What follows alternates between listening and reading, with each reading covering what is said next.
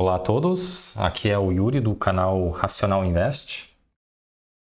No vídeo de hoje eu vou fazer um estudo sobre a Vivo, tá? A gente vai dar uma estudada então nos resultados do terceiro trimestre de 2024, divulgados pela empresa no seu site de relacionamento com investidores. Lembrando, tá, pessoal, que este vídeo não é uma recomendação de compra ou venda.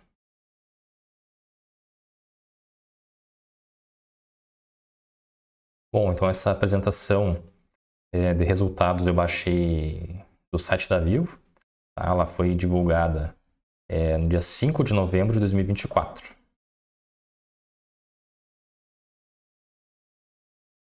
Aqui é só um disclaimer da apresentação.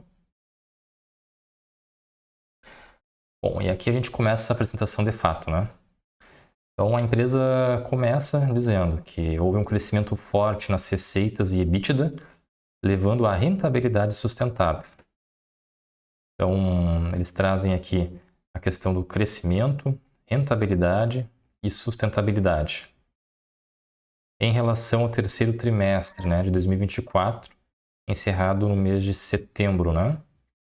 Acessos pós-pago móvel, 65 milhões, um aumento aí de 7,6% na comparação anual. Casas conectadas com fibra, 6,7 milhões, um crescimento então de 12,5% na comparação anual. Receita total aumentou 7,1%. Receita de serviço móvel aumentou 8,8%. EBITDA aumentou 7,4%. Fluxo de caixa operacional aumentou 10 bilhões. Um aumento de 12% na comparação anual. Lucro líquido nos 9 primeiros meses foi de 3,8 bilhões, um aumento de 10,4% na comparação ano a ano. E um fluxo de caixa livre de 7,1 bilhões, o que representa 17,3% da receita total. Então, somente aqui dados positivos, né, apresentados pela empresa nesse slide. Vamos adiante. Resultados excelentes em pós-pago, fibra e serviços digitais apoiam uma sólida expansão da receita total. Então aqui eles trazem a composição da receita, né? Então a maior parte da receita a gente verifica que é da parte de serviço móvel, né? Então dos 14 bilhões de receita, 9,2 bilhões vem de serviço móvel, né? E aí eles têm outras receitas aqui relacionadas a aparelhos eletrônicos, dados, serviços digitais, né? Então a gente vê como é importante, né, a questão da telefonia móvel para Vivo, né? Houve um crescimento aqui então nesse segmento de 8,8%. Em termos de receita, né, um crescimento de 7,1%. Em termos percentuais, o maior crescimento foi nesse segmento aqui, né? Que é o Fiber to the Cabinet. Aliás, não porque aqui é FTTH, né? E aqui é FTTC, que entra na verdade em outros. Bom, receita de serviço móvel. Houve um aumento de 10%, né, na comparação anual. Receita fixa aumentou 3,6%, né, para 3,9 bilhões. Aqui na parte de receita móvel, eles dividiram em pós-pago e pré-pago, né? Então, o pré-pago também houve um aumento, um pouco mais tímido, né, de 1% para 1,4 bilhões. A gente percebe que está tendo aqui ao longo do tempo, né, isso tem havido uma migração dos planos pré-pagos para o serviço móvel pós-pago, né? Hoje em dia está caindo muito a questão do pré-pago, né? Antigamente, eu me lembro que o pré-pago era a maioria, né? E hoje em dia já representa cerca de 20% na comparação com o pós-pago, né?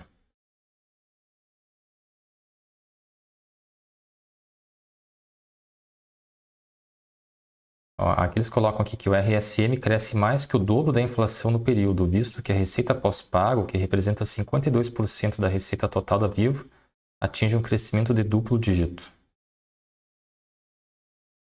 O aumento das receitas de fibra e digital B2B contribui para o momento positivo do negócio fixo. Então aqui, ó, no B2B digital mais B2C, novos negócios sobre receita total. Aumento de 0,9 pontos percentuais, né?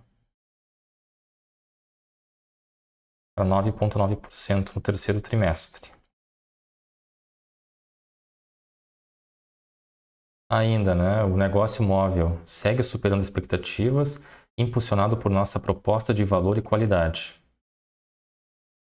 Então, houve um aumento na quantidade de acessos móveis, né, 4% para 101 milhões no terceiro tri. Aqui também a gente observa, né, a redução do pré-pago e o aumento do pós-pago. Eles ainda dizem que o mix da base de clientes segue melhorando à medida que a base de pós-pago cresce em um ritmo acelerado.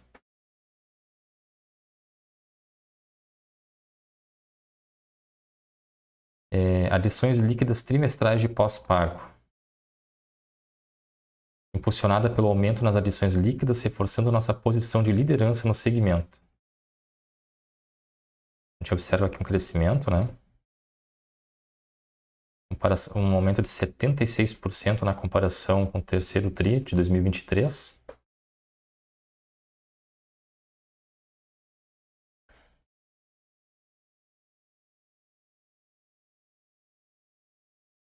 Vamos adiante. Nosso 5G está entre as melhores do mundo, o que reflete nossa liderança no Brasil. Eles já trazem aqui alguma questão relacionada ao 5G, né?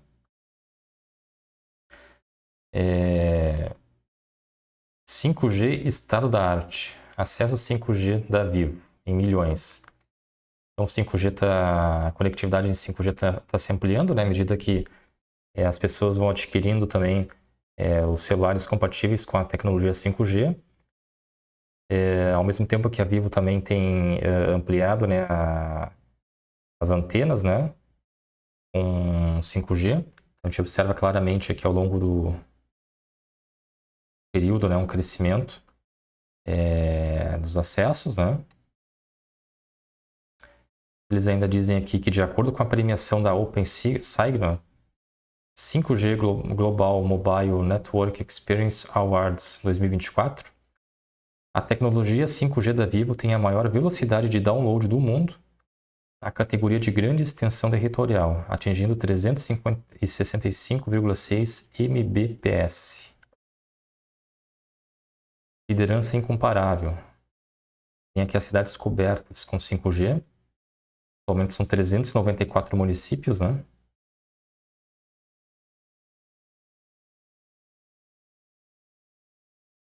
Representa 57% da população coberta.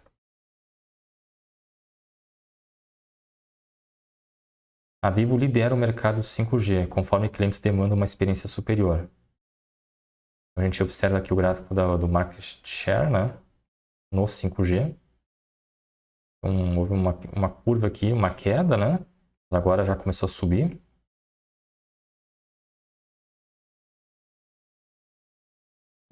Forte desempenho do Vivo Total leva a resultados sólidos na fibra. Então, aqui eles trazem alguns dados relacionados à fibra, né? Que seria a internet a cabo, né? Da Vivo. Então, a gente observa aqui aumentos, né, da quantidade de casas. A base de clientes também tem aumentado, né? 92% na comparação anual.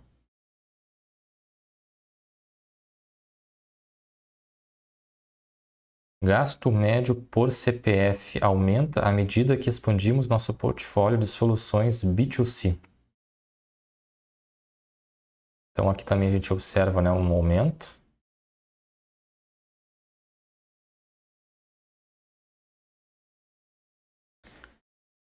Aqui a quantidade de CPFs, né, e a receita mensal por CPF. Então diga aqui, são 57 milhões de clientes, né, que a Vivo possui. E uma média aqui de R$ 61,50 por CPF, né? Essa é a média de gastos por CPF por cliente da Vivo, né?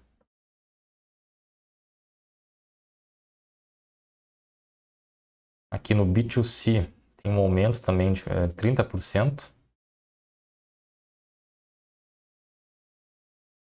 Aqui de alguns segmentos que eles têm atuado também, né? Serviços financeiros, saúde e bem-estar eletrônicos, vídeo e música.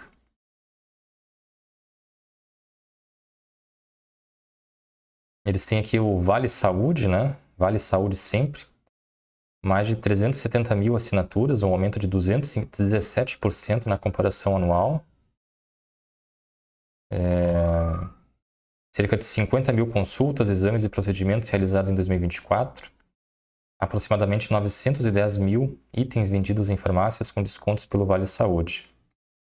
Também tem a Vivo Pay, né? Foi autorizada pelo Banco Central para operar como sociedade de crédito direto, aprimorando ainda mais os serviços financeiros da Vivo, né? Então eles vão iniciar essa questão da Vivo Pay, né? Já, inclusive tendo autorização do Banco Central.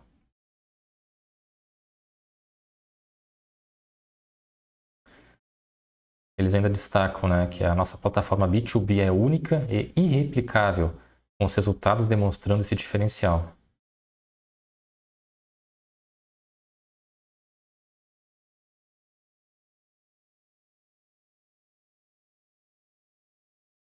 Bom, no B2B digital, né, também houve aqui um aumento, quase 17%. Total de receitas também, né, aumentou 6,5% para 11 bilhões. Eles trazem alguns destaques aqui, né, na parte da Vivo Agro. Cresceu 112% na comparação anual em termos de sites vendidos, aumentando ainda mais a presença da Vivo no agronegócio. E tem a Vivo Ventures, né? Eles dizem aqui que a Vivo Ventures adquiriu uma posição minoritária da AgroLand, uma fintech que providencia crédito para pequenos e médios produtores rurais no Brasil.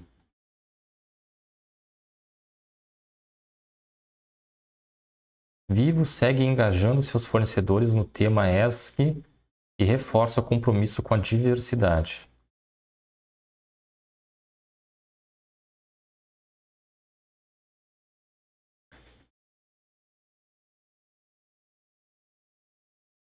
Então eles trazem aqui um destaque, né, a meta Net Zero, programa carbono na cadeia de fornecedores. Então houve um aumento de 27%. Eles ainda dizem que dos 125 fornecedores carbono intensivos participantes, a proporção dos que contabilizam suas emissões cresceu 14%. E dos que possuem metas de redução cresceu 23% desde o início do programa.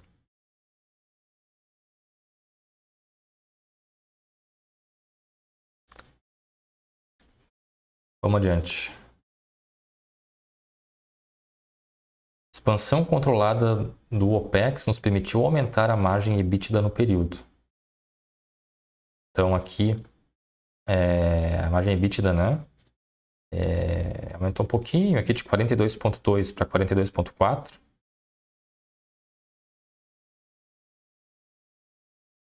Os custos aumentaram, né, 6,8%. E aqui eles trazem algum detalhamento, né? Custo dos serviços e produtos vendidos. 31%. Houve uma pequena redução de 1,9 pontos percentuais na comparação anual. O custo dos serviços cresceu em função da maior venda de soluções digitais B2B e aumento da base de clientes. O custo dos produtos vendidos apresenta uma ligeira queda como resultado da diminuição dos níveis de subsídios e do aumento da participação nas vendas de eletrônicos que possuem margens mais altas do que smartphones. Custo da operação: 69% dos custos, um aumento de 1,9 pontos percentuais. Custo com pessoal impactado por reajuste de salários e benefícios de saúde. Despesas comerciais e de infraestrutura aumentaram principalmente pelo crescimento da base de clientes e maior despesa com tecnologia e marketing. Provisão para devedores duvidosos segue sob níveis controlados, com aumento anual devido a um ajuste que impactou positivamente o terceiro TRI de 2023. Outras receitas ou despesas apresentaram um resultado positivo no trimestre, embora menor ano a ano, uma vez que o terceiro TRI de 2023 teve um efeito positivo de 175 milhões em temas relacionados à aquisição de parte dos ativos móveis da Oi.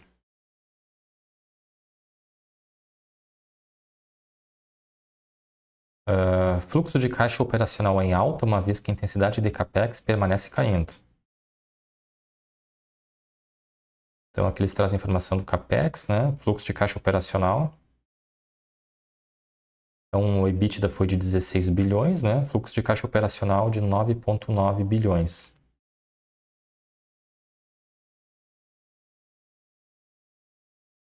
E a margem do fluxo de caixa operacional, uma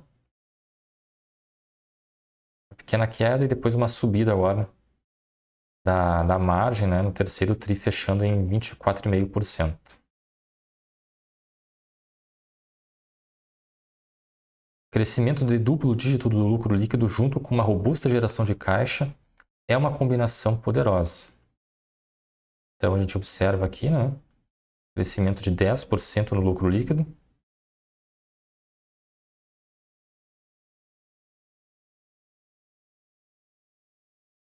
A dívida líquida diminuiu, 1,7 bilhões. Fluxo de caixa livre de uma pequena reduzida. O yield de fluxo de caixa livre foi 8,4%. E o fluxo de caixa livre sobre a receita ficou em 14,1%.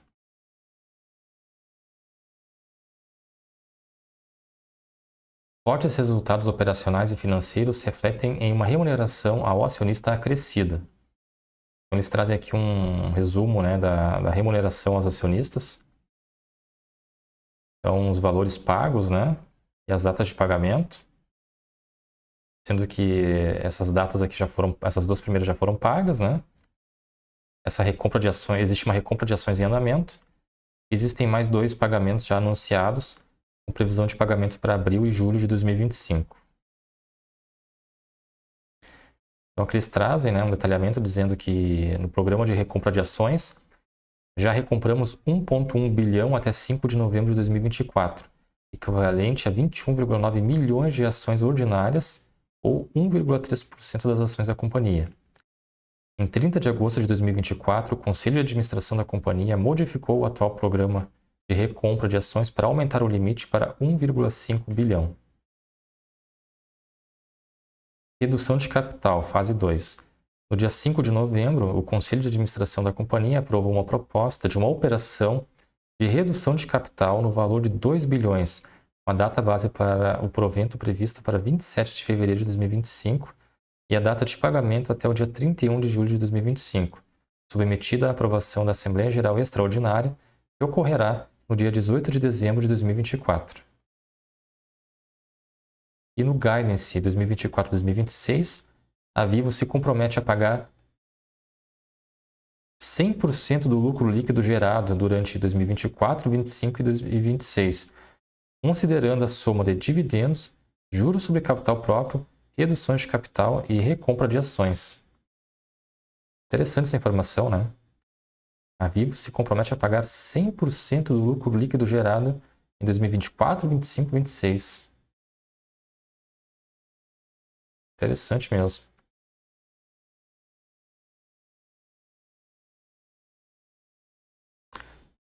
Bom, aqui já termina a apresentação, da institucional da Vivo, mas eu sigo aqui trazendo um resumo aqui da composição acionária, né, da Vivo. Então, a Vivo, que ela é negociada no ticker VIVT3, né, ou seja, somente as ações ordinárias, né. A gente observa aqui que 76,30% das ações pertencem aqui ao grupo controlador, né? 23,45% aos minoritários, né? Que são as ações que estão em circulação na bolsa, né? Eles têm alguma coisa ainda em tesouraria, né? Uma quantidade de ações relativamente pequena, né? Menos de 2 bilhões de ações. Então, observando o gráfico aqui, de cotações da Vivo, né? Nos últimos 12 meses, teve aqui uma subida, uma queda, uma subida e uma queda de novo, né? Mas nada muito direcional, né? Atualmente está cotada na casa aí dos R$ 47, mais ou menos. Já olhando o gráfico de 10 anos, a gente percebe já que houve realmente um crescimento significativo, né? Apresentando uma direção bem consistente. Exceção aqui, né? Esse período que houve um pequeno sobe e desce, uma pequena oscilação, mas ainda assim em um viés de alta, né? Então, nos últimos 10 anos, as ações se valorizaram, houve uma rentabilidade, né, de aproximadamente 134%, né? Considerando, obviamente, o reinvestimento dos dividendos. Então, realmente, quem comprou a ação lá por 2015 se deu bem, né? Aqui eu trago um gráfico, né, que demonstra o dividend yield da Vivo nos últimos 10 anos. A gente observa que houve uma queda, né, em 2023, principalmente. Alguns anos aqui, como 2016 e 2017, ela pagou dividendos abaixo de 6% ao ano. E alguns anos com um dividend yield elevado, né, acima de 8%, como em 2015 e 2018. E 2022 também ficou próximo disso também, né? Claro que em 2023 houve uma redução aqui, né? Significativa, mas a gente viu na apresentação ali nos slides anterior que a Vivo está com um programa de recompra de ações bem robusto, né? Isso também acaba sendo, de certa forma, uma remuneração ao acionista disfarçado, né? Então, considerando aqui o pagamento de 4% de proventos mais a recompra de ações, né? Aí teremos que fazer o cálculo ali para ver, mas acredito que o dividend yield da Vivo, considerando o programa de recompra, deve estar a patamares aí entre 8% a 10%, né? Então eu trouxe aqui as últimas datas de pagamento de proventos da Vivo. Então, em 2024 houve esses pagamentos aqui, né? Em mês de abril, na forma de juros sobre capital próprio.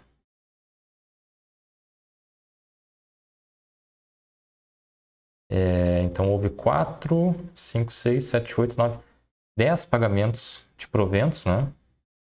Ao longo de 2024. Todos na forma de juros sobre capital próprio e aqui ainda a redução de capital, né? E para 2025 já tem alguns pagamentos provisionados aqui, né? Apesar dela não estar pagando nesse momento em termos financeiros, né, um dividend yield muito elevado, ela faz diversos pagamentos ao longo do ano, né? E aqui o gráfico da evolução da receita líquida ao longo dos últimos 10 anos. A gente observa um crescimento, né? 2014 até agora. Os lucros se mantiveram estáveis, né? Também não houve prejuízo nesse período, mas é interessante observar a estabilidade dos lucros da empresa.